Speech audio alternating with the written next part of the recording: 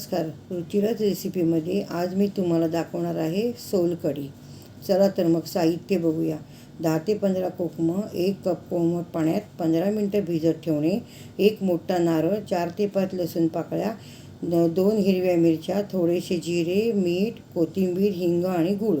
कृती: ओले खोबरे, लसूण पाकळ्या, मिरच्या, जिरे हे एकत्र करून कोकमाचे पाणी टाकून मिक्सरमधून बारीक वाटून चाळणीवर गाळून दाटसर दूध काढणे, त्या दुधामध्ये भिजवलेल्या कोकमाचे उरलेले पाणी घालणे आणि एकत्र करून त्यात मीठ आणि गूळ, चवीनुसार गूळ आणि हिंग टाकणे, वरून कोथिंबीर टाकणे। सोलकढी ही कोकणातील पारंपरिक पाचक आणि थंडावा देणारं पेय आहे। व्हिडिओ आवडला असेल तर लाईक, शेअर आणि सबस्क्राईब करा।